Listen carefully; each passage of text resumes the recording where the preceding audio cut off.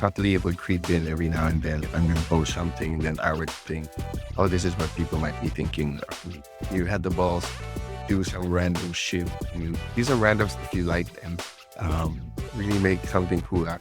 That's the kind of, can I say shit? That's the kind of stuff I'm really attracted to. The goal is always, I want to make someone cry. Welcome to Before We Get There, the podcast where we explore people's journeys, how they got to where they are, what keeps them pushing forward, and where they eventually want to get to. I'm your host, Nicholas Braman, and today I'm joined by Mathew Yuhico, a designer, video producer, and former on-camera star for Vice Asia. He's also a musician, creates content for his personal projects, and is a Jiu-Jitsu competitor. In this discussion, we talked about the process of creativity, how to know when a project is good enough, competing at sports versus being on camera, how we ended up at Vice, and much more. Enjoy the show. Thank you so much for being with me here today.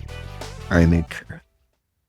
Great to have you. So I'm really interested in, because you're a very creative person and you work in media, to talk about where that came from. And were you running around as a kid doing skits and sketches, or is it something that you developed later in life?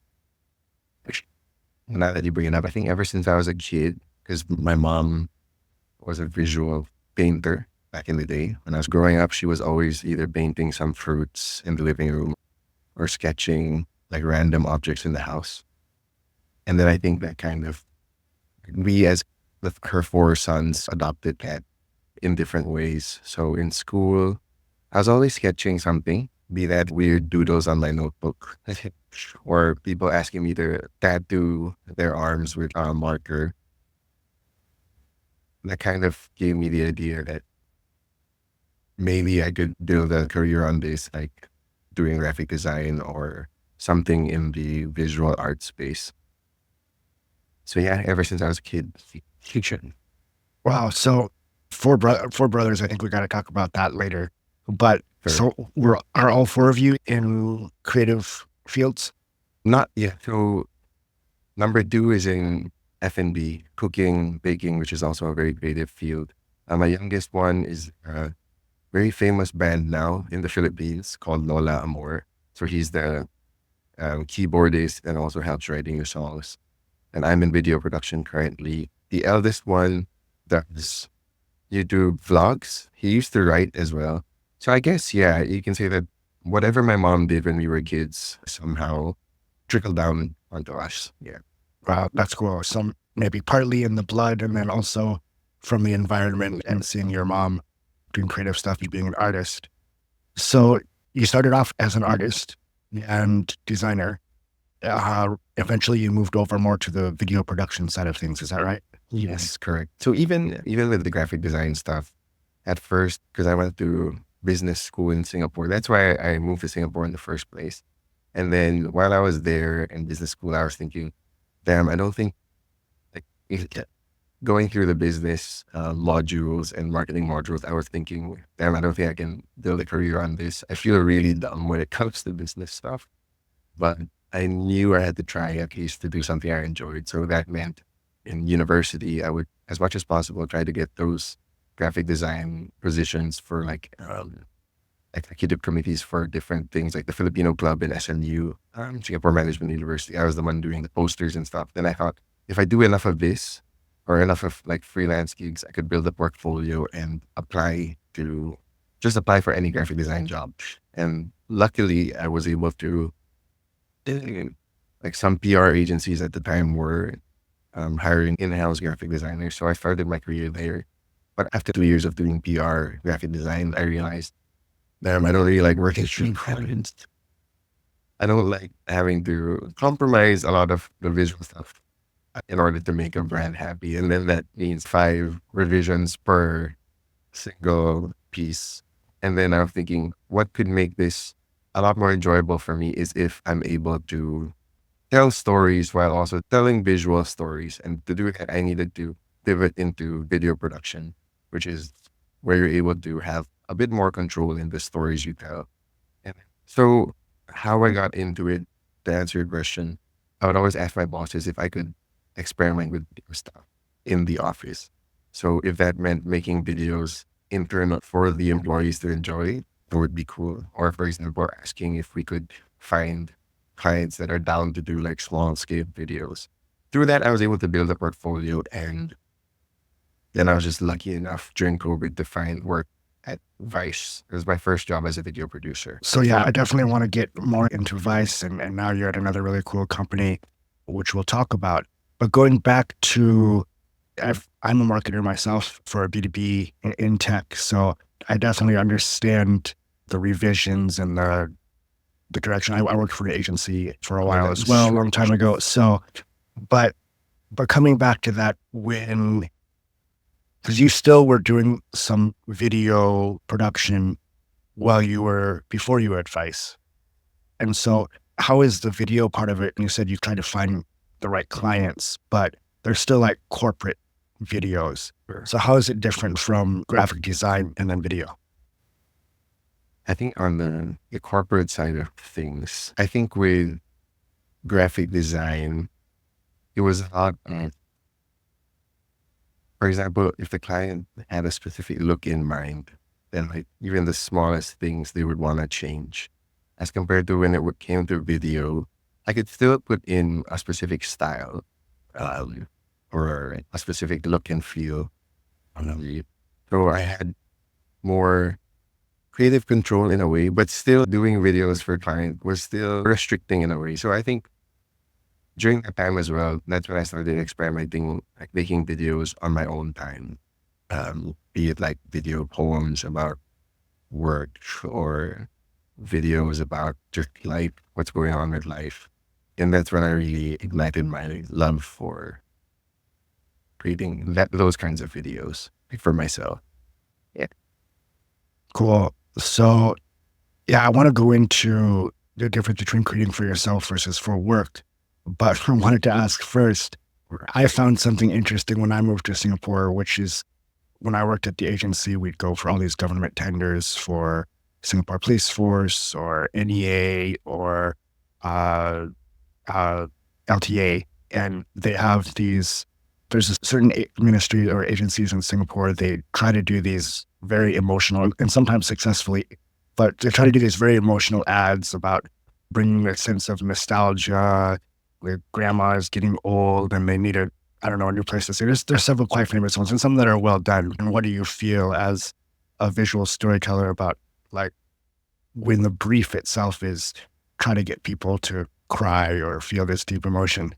Honestly, that's the kind of, can I say shit? That's the kind of stuff I'm really attracted to. For me, the goal is always, if I make something, then I want to make someone cry or at least be moved or feel something or reflect.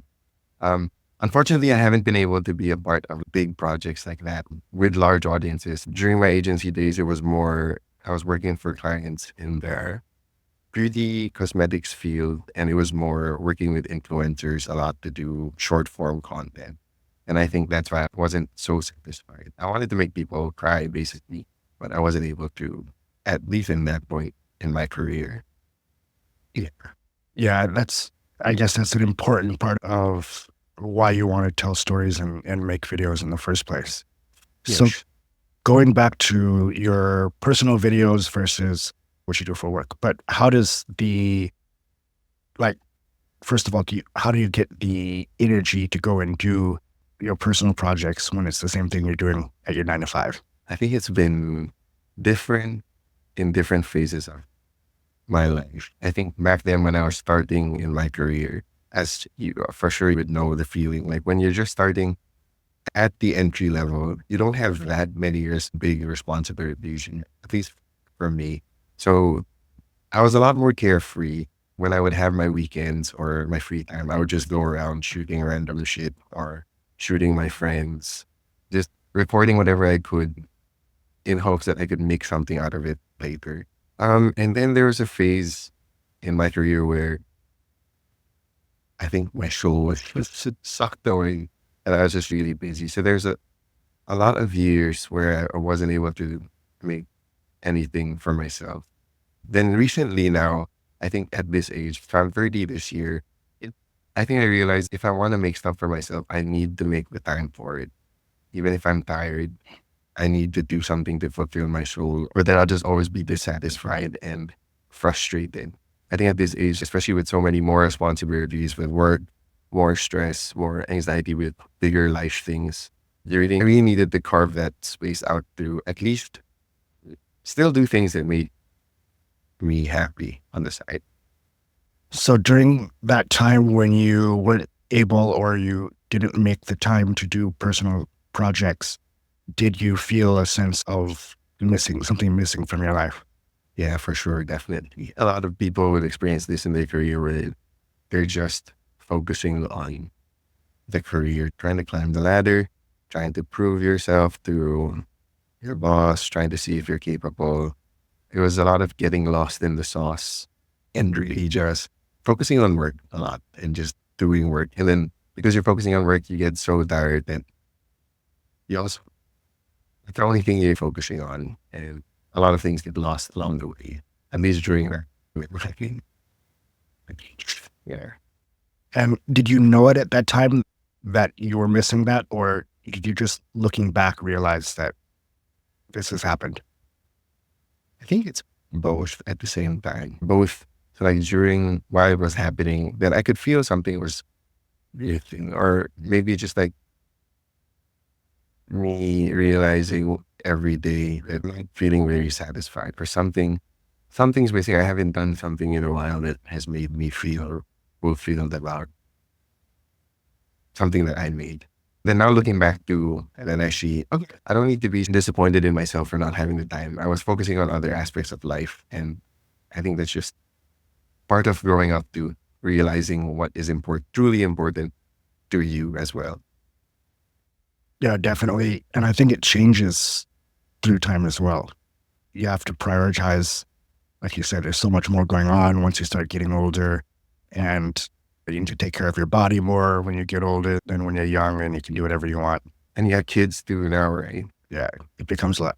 So I'm also interested in your process of creativity. At work, you may have a brief where you may have a meeting and say, okay, we need to think of an idea now. This is our brainstorming session, or how am I going to make it work?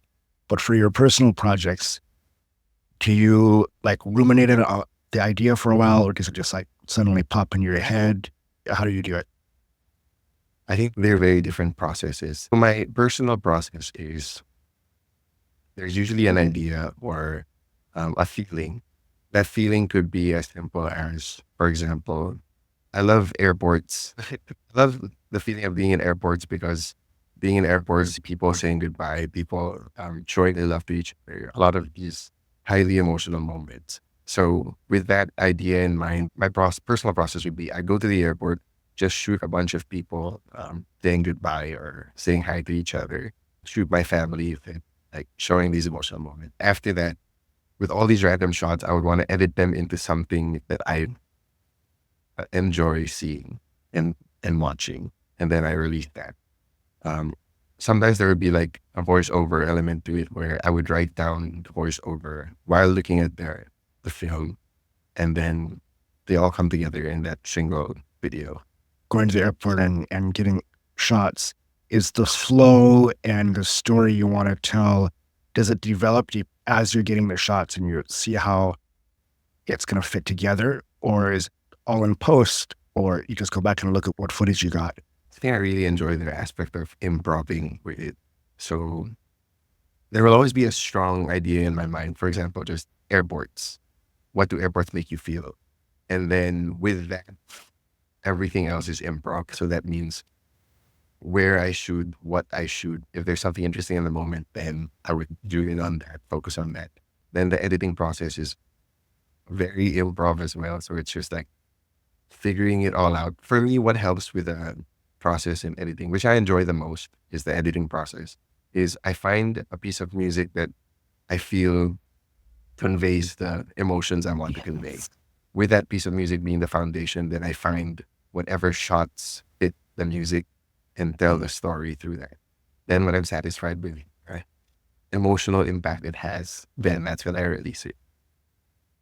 Okay, so that's one thing I wanted to ask you about, because as somebody who does some creative things, whether it's writing a article or even for people in their personal lives, if they're uploading to their social media, how do you judge when something is good enough? Or Well, because it can always be improved, right? You can always go back and do a little bit more editing, get it a little tighter or what have you. So how do you decide, okay, it's good enough. I'm going to release this now? I'm sure you experience the same thing when you're editing the podcast, right? We're like doing um, stuff like this. It's a very good question because like something we've been trying to figure out as well. I think back then my approach was I keep editing until it's perfect to me. And that could mean just like working on it for 3 weeks or 4 weeks, like cadence as to my ideal cadence for releasing videos. But then, so for a while, I took on the approach of fuck it, let me just do something I enjoy that looks nice and then just release it. But I'm starting to realize that the method I prefer is really just not rushing anything, but working on it bit by bit, day by day until I'm really satisfied with how it makes me feel, at least, or how it looks to me. So that if that takes 2 weeks, let it take 2 weeks. But also just trying to find the balance in that picture. I recall you have a pretty interesting story about how you ended up working at Vice. Do you want to share that with us? Sure, yes. I was working in a PR agency here in Singapore for 3 years. And I was really, I was feeling really, that was the point in my life when I felt not creatively satisfied. I needed to do something. So I thought, oh, let me leave the country and apply for film school in Vancouver because I wanted to really focus on this film thing. So I got into school, all that was set up, and then COVID hit. Boom. And so that meant school was canceled, but I also quit my job because I wanted to go to school. And because I was on an EP, unemployment pass, and I quit my job, it means I had to go back to the Philippines, go back to Manila and stay there during COVID. Wow. I was wild. And I was like, my wife was my girlfriend at the time, so we had to do long. It's all that stuff. So it was a lot of big change, plus being back in Manila, plus COVID. There's a lot of things happening, a lot of changes. And then, so I was back in Manila, bumming around for 2 months when there was COVID. I was thinking like, damn, what am I going to do here? I can't keep waiting for school to happen because they keep pushing it. Because, so I was thinking, I got to do something. Luckily, when I checked LinkedIn, I saw this position for Vice, video producer. And I thought, what the hell? Nothing to lose. If there's any time to do it, now's the time. So that's really something I enjoy doing. I made a rap application, like an application in the form of rap. So it was basically, I spent one whole night until like 1 a.m. just like writing the rap, recording the rap, and just looking at my video camera. I remember showing my wife. I was like, well, look at this. This is so great. You can't have a good chance. And my wife, being my wife, she's very brutally honest, but always, always good for me. So she was like, it's visually a bit boring. You should add some B-roll, add some other video, some things you've shot before. And at first I was like, nah, I don't need that. I realized my wife is always quick. So I added the B-roll of stuff I did. And I was like, wow, it looks really nice now. And then I released it online with no expectations.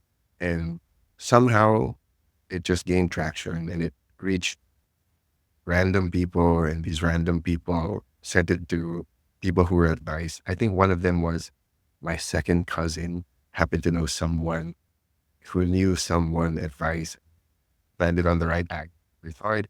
And then I think the next week I was offered an interview. And then from the interview, I just really loved everyone I was speaking to. And luckily they gave me a shot. I started my video producer job at Vice during COVID in the confines of my rules.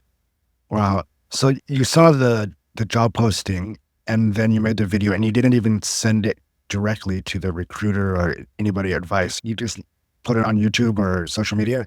So good point. Actually, I tried reaching out to a lot of random people who were working at Vice Just like reaching out to them on LinkedIn, like cold messaging, sending them the link to the video, put it up on YouTube first. They just kept sending it. No one responded to me. So I was like, let me use the power of Facebook.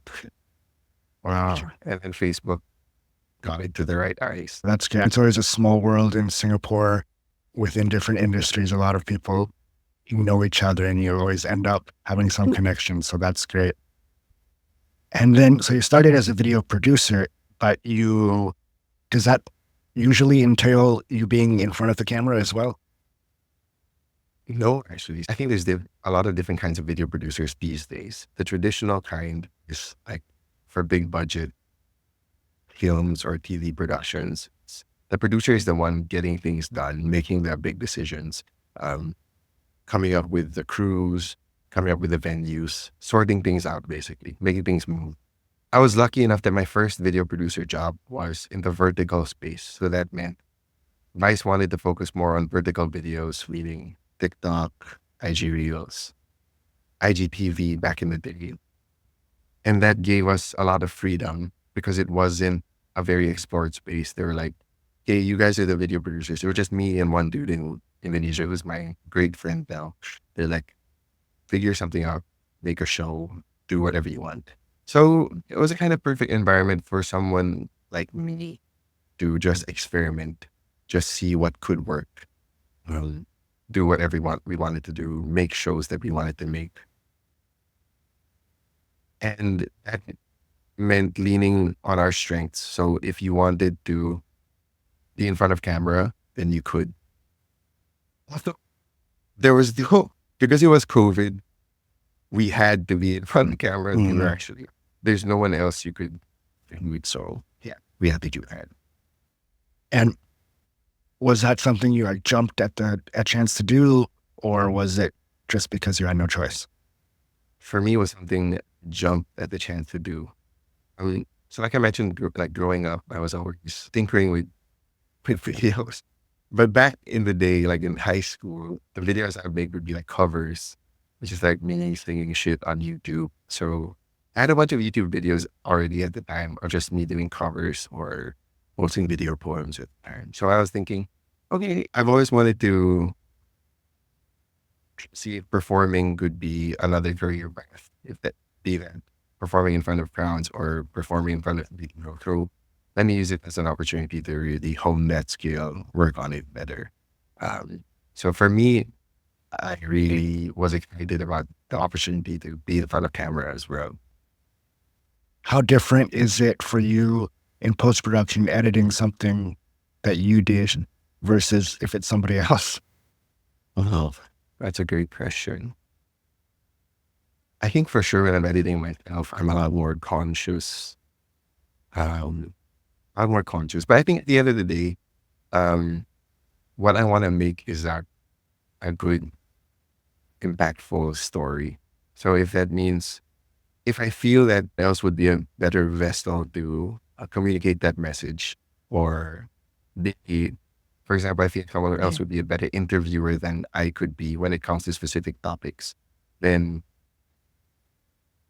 I'm just happy to be editing and making a story out of it. Yeah. Do you ever get cringe when you go back and see either just something that's shot that wasn't released or even old videos that you released? For sure, it is always a cringe element. But also, I think yeah, when I was younger and I would look back, I'd be like, damn, that's cringe. But then I think now that I'm getting older, when I see myself doing those things back then, I'm thinking, wow, you had the guts to do that. You had the balls to do some random shit. These are random stuff you like them. Really make something cool out. I think as I'm getting older, I'm getting a bit more afraid, maybe not afraid, but less ballsy to do these big things that younger me did. And so it's inspiring to see if I could do this back, I can do it at this age or in the future as well. So it's me giving my old self grace that, okay, you did something cool. I respect that. Props to you. So that's interesting. You are more forgiving is not exactly the right word, but more like accepting of crazy, not perfect things that you did when you were younger, but you said that now you're cautious. So does the caution come from wanting to not make something that isn't great or the way you want it? I haven't thought about it. I feel like the caution from me cup, it just comes with age. I guess it's tied to maybe at this age, there's risks involved or just like a lot more stakes involved. But also, I feel like it's just something naturally happening. Like when I listen to I love watching actors, like acting down tables and stuff. And then like Denzel, I think, was talking about his career. And I always just assume that these legendary actors, these legendary figures in the industry, at that age, they would be like, no, this is a piece of cake. Let me just get into it and do my thing. Then a lot of them talk about how, oh, it gets a lot scarier when you get older. I have a lot more anxiety doing these things, but uh, they just learn to handle more of it. They get older and still do it for the love of it. And how do you deal with negative feedback or haters? I saw in some of the Vice videos, there were some like really brutal comments. Um, yes, thank you for the deep dive. But yeah, I think back then when it happened for the first time, my brain was like, no, it's part of the job. And it was me convincing myself that it didn't affect me. I was like, it's part of the job. If you're on camera, for sure you're going to get hate. Um, then I realized like subtly it would creep in every now and then. If I'm going to post something, then I would think, oh, this is what people might be thinking of me. Especially while I was in Vice, when my face was always on camera. I think at the start, I was like, oh, this is a nice feeling that people could recognize me for my work. But also, I didn't realize it affected my mental health too. For example, being so hooked on the views, the reach, and also if someone's saying something negative. For a while, my first ever negative comment was, I did this Vice video called, I tried to be a K-pop op. And I remember having to shave my beard, which is my security blanket. They shaved my beard for the video. And then she's wondered this. I don't remember K-pop, K-drama oppas being fat as fuck. For now. When I was like, oh wow. But then like my wife would always come to defend me and call it back and you'd shut up. No one, blah, blah, blah. It was humorous as well. So I want to tie this into another area that we have in common. Actually, how we know each other is through BJJ, Brazilian Jiu-Jitsu. We go to the same gym. And you have recently been competing. And I haven't competed since 2019, since before COVID. And part of that is because I hate it. I hate everything about it. I made myself do it a lot. I did like 5 competitions, 15 matches over the course of a year when I was a white belt, but I didn't enjoy any of it. I get super anxious. I feel horrible.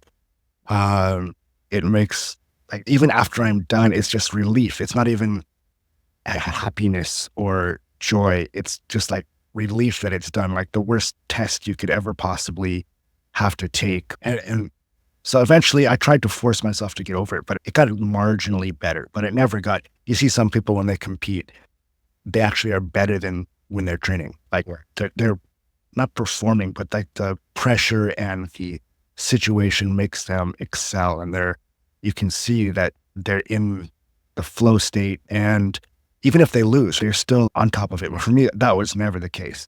So talking about being in front of the camera versus a situation in jiu-jitsu competition or any other kind of competition, how do you feel about that? Are there similarities to you? I think definitely there are parallels with being in front of camera and competing in jiu-jitsu. I feel like competing with it just gives me like tenfold being in front of camera. At least I was still like, I enjoyed it being loosey-goosey, being creative. But when it comes to competition, I think for me, because there's an element of everyone's watching and supporting you and really shouting and behind your back. There's a big, I mean, I don't want to disappoint all the people I've been training with, but also I just don't want to disappoint myself. Yeah, that feeling, even though nobody cares, and you can tell yourself that intellectually all you want, it doesn't help. None of your teammates, first of all, if there's 200 people watching, there's only 50 of them paying attention to your match. Yeah. And then second of all the people who are there to support you, they're not going to judge you. Your coach might think, why did you do that? But they know they've all competed before. And certainly your teammates, your friends are not going to like, oh, this guy's jiu-jitsu sucks, or think less of you in any way. It's just that feeling because you feel it this yourself when other people are competing. But to get yourself to actually believe that is super difficult. And maybe those people that are able to somehow do that are the ones that really thrive on competition. But the other part of it is when you're doing a performance or even public speaking, which is another area that myself and I think a lot of people have anxiety around, there's nobody actively trying to ruin what you're doing, like in jiu-jitsu, right? Like if you're in front of the camera shooting a video for Vice, it's not some guy like right there trying to ruin your video, right? And in jiu-jitsu competition, it's you against another person, and there can only be one winner. True. I think that's part of why the anxiety is so much higher. I think that's a really good point. So you mentioned you grew up with 3 brothers, right? There's 4 of you. So you must have roughhoused or even gotten into fights when you were in school. Philippines also is not Singapore, right? I think there probably were opportunities for you to get into scraps. Growing up, I'm very non-confrontational. If I can make sure everyone's having a good time, then I would do. I would make sure that everyone calm is mediated, not fighting. That was always my style, my survival tactic of growing up. Make sure everyone is okay. But like in high school onwards, it was very non-confrontational. I remember one time, if you see this, there's like a small darkened part here, but like between Christmas and New Year's, the brother bumps me in the eye. And there was just a flash of white light, and I was like, "Fuck, what is going on?" Besides that, very non-confrontational life. So I feel like jiu-jitsu is my way of maybe also just releasing tension, of not confronting many things or people in life. If that makes sense. Yeah, no, that makes sense. But I think the most important question is, can you now beat up all of your brothers? I think so. Yeah. You'll have to challenge them next time you get together for Christmas. My nephew is also training jiu-jitsu now. He's 6, so I'm looking forward to the day that I can roll with him. I was going to say, you can definitely take a 6-year-old man. I have that much confidence in you. Very true. So I also wanted to talk about, you moved here for school from the Philippines to Singapore. What was that like? Was it your first time living away from your family? How was the adjustment? So luckily for me, the reason we moved is because my dad was assigned to work here too. So that was in 2012. He was assigned to work here. At the time, I had graduated high school in the Philippines. I had a girlfriend. So I had a lot of things going on for me in the Philippines. But he was like, my dad had the foresight. He was like, no, I feel like doing uni in Singapore would be a good opportunity for you. So me being the rebellious teen I was at the time, I was like, okay, fine. Fine, let me take the SATs and see if I would get into any uni anyway. I didn't take the SATs seriously as I should have. Meaning I got low scores, but my dad still wanted me to move to Singapore. So I moved to Singapore, and then I found out I didn't get into any of the 3 unis I applied to. Because of that, I spent a whole gap year living in Singapore.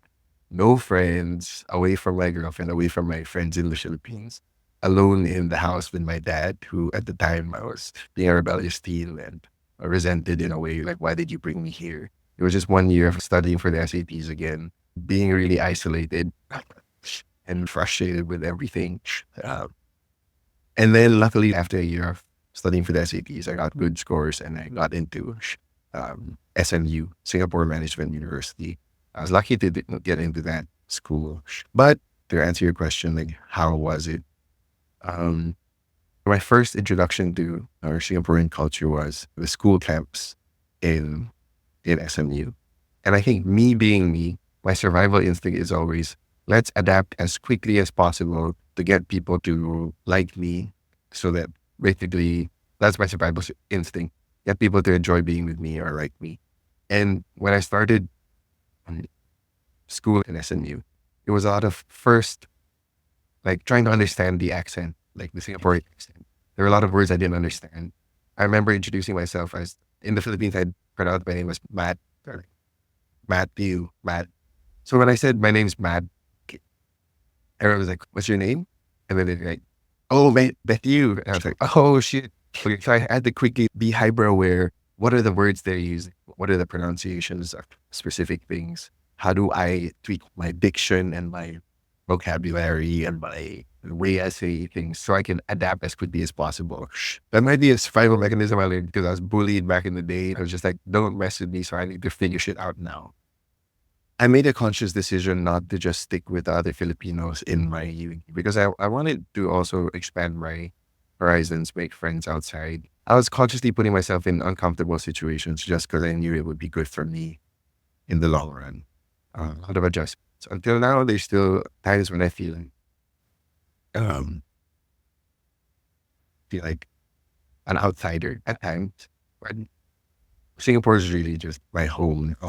I don't imagine myself ever going back to Manila. Um, I'm thankful for the life as I'm here. What is it that makes you feel like an outsider? I think there are just these random moments. For example, when the guys talk about army, something that I wasn't able to experience and probably won't ever.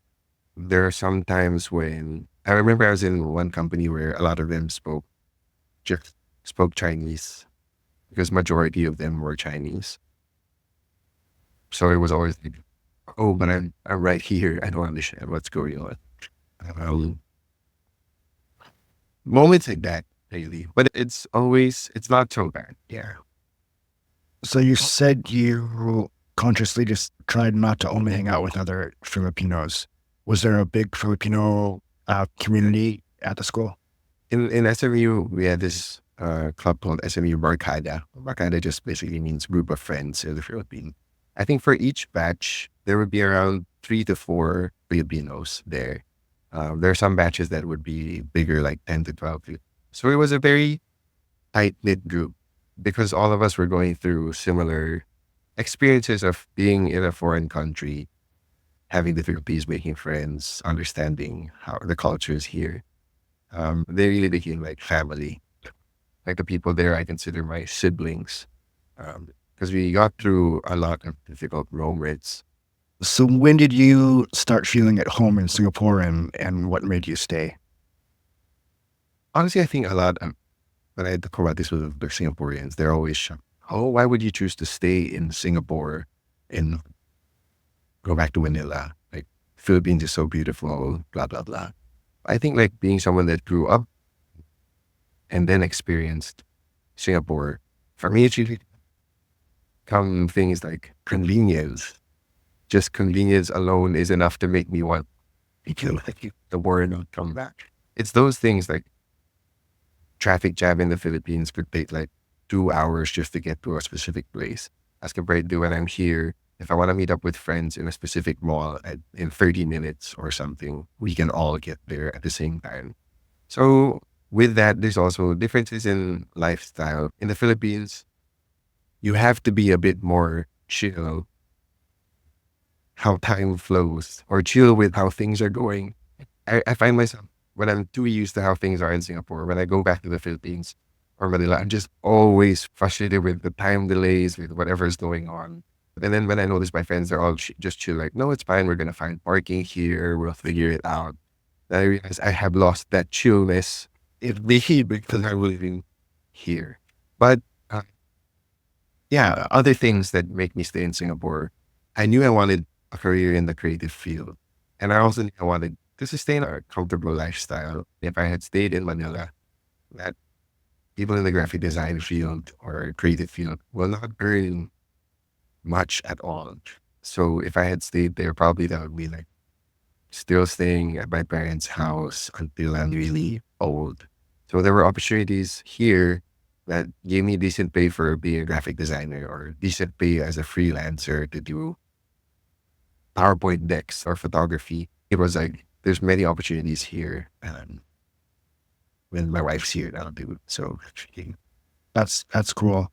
Yeah. So on that note, what does the future look like for you in your mind? What are goals you have? Where do you want to be down the road? I feel like at this age, I just want to keep growing. It means doing a job that's not as exciting as Vice, but provides and gives me the time, flexibility to do other things, then I'll stick to that job. Now I know that what could satisfy my soul doesn't need to be my career. I can do my day job and do what I want on the side. So that means what I see in the future for me is still having the time to do what I really love, which is Jiu-Jitsu and making random videos about life and mental health and food. I really want to focus more on doing those things, which I feel like I had forgotten for maybe 3 to 4 years of just focusing on work. I want to focus on things that really matter to me. Maybe that means making music again or doing photography or just shooting random things. And then also I want to keep doing my best at my day job and keep pushing myself in that aspect. So, if you had to give like a one sentence answer to yourself in, let's say, 10 years, what would your life be like to consider yourself successful? What would your answer be? I feel like to consider myself successful in 10 years, I think about the career or what, but it's really just that I'm able to have a just have a balanced life where I'm not just sitting down on a couch, but doing things I love to do, going through the painful moments, the challenging moments, and really just making the most of life. If that means like having a farm, because that's a dream, like having a farm or moving to Canada maybe, or just doing things I love to do and still being able to do jiu-jitsu until I'm old, then that would be the dream. And also being able to just support the lifestyle I have with my 2 bunnies and my wife. That would be success. Just doing things to make me fulfilled. Those all sound great. Any thoughts of still going to film school or making films? I think at this point, probably not gonna go to film school anymore, just because of the money and the time. But I feel like Vice was my film school, and I'm always just learning through whatever experiences I have now. And YouTube is such a great teacher as well for anything. I would love to maybe act in a film in the future. That's let's see when that happens. All right, let's put it out there. Let's see what happens. Just like your rap application. Well, thanks so much for joining me today, Matt. I feel like we could talk for hours more. Anything you want to share with the listeners? Where can they find you on social media? It's just my name, so Mathew Yuhico, Mathew with 1T, MathewYuhico on both Instagram and TikTok. I'm trying to make more content, so if you'd be interested about food and mental health. Awesome. Well, we'll put your handles in the show notes, and thanks again for being here. Thanks for watching. Thank you for Awesome. Talk to you soon. Thank you for listening to Before We Get There with your host, Nicholas Braman. Please like and subscribe on YouTube and your favorite podcast platforms like Spotify and Apple Podcasts. You can also find us on Instagram, TikTok, and Facebook at Before We Get There Podcast. New episodes are released every Thursday morning. See you next time.